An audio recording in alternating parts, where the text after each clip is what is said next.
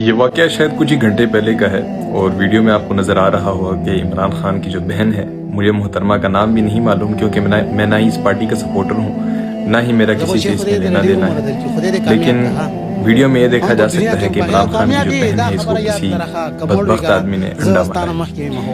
ہے۔ مجھے یہاں پر بڑا افسوس ہوا ہے کہ لوگ پارٹی بازی میں یا سیاست کی پٹی جو ان کی آنکھوں پر بندھی ہوئی ہے، یہ اس قدر اندھے ہو گئے ہیں کہ یہ عورت کا تقدس ہی بھول گئے ہیں۔ کیا اسلام ہمیں یہ سکھاتا ہے؟ عمران خان سے لاکھ اختلاف صحیح، مگر اس کا غصہ اس کی بہن پر اتارنا اور پھر ایک خاتون کی تقدس کو پامال کرنا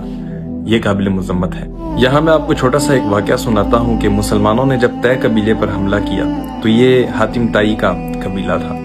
اور حاتم طائی کا ایک بیٹا عدی بن حاتم اور اس کی ایک بیٹی تھی، دونوں اس قبیلے میں رہائش پذیر تھے۔ جب مسلمانوں نے اس قبیلے پر حملہ کیا تو عدی بن حاتم جو تھا وہ فرار ہو گیا، اور جو حاتم طائی کی جو بیٹی تھی وہ مسلمانوں کی حراست میں آ گئی۔ اب جب مدینہ منورہ حاتم طائی کی بیٹی کو لایا گیا باقی قیدیوں کے ساتھ، تو رسول اللہ صلی اللہ علیہ وسلم نے دیکھا کہ اس کے سر پر دوپٹہ نہیں ہے، تو رسول اللہ صلی اللہ علیہ وسلم نے اپنی چادر مبارک اتار کر اس کے سر پر ڈال دی اور اس کا سر ڈھانپ دیا۔ تو وہ عورت اتنی متاثر ہوئی آپ صلی اللہ علیہ وسلم کے اخلاق سے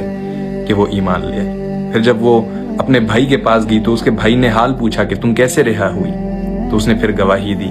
کہ مدینے میں جو نبی ہے وہ سچے نبی ہے، جن کا نام محمد رسول اللہ ہے صلی اللہ علیہ وسلم، وہی سچے نبی ہے، ان کا اخلاق اور کردار دیکھ کر میں ایمان لے آئی ہوں، اور میں چاہتی ہوں کہ تم بھی جاؤ ان کے پاس اور ان سے ایک بار مل لو۔ تو جب عدی بن حاتم بھی رسول اللہ صلی اللہ علیہ وسلم کے پاس آیا تو وہ بھی آپ صلی اللہ علیہ وسلم کے اخلاق سے اس قدر متاثر ہوا کہ وہ بھی ایمان لے آیا۔ اس واقعے کا خلاصہ یہ ہے کہ رسول اللہ صلی اللہ علیہ وسلم نے اسلام کے دشمن یعنی عدی بن حاتم جو تھا وہ اسلام کا دشمن تھا، دشمن کی بہن جب قید میں آئی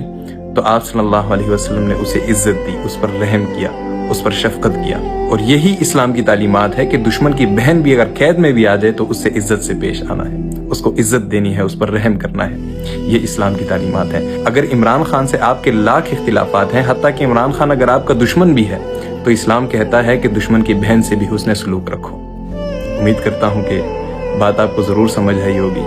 اور ابھی بھی کچھ لوگ شاید پارٹی بازی میں آ کر اپنی تربیت کا مظاہرہ ضرور کرے کمنٹ سیکشن میں، لیکن میں ایک بار پھر بتاتا چلوں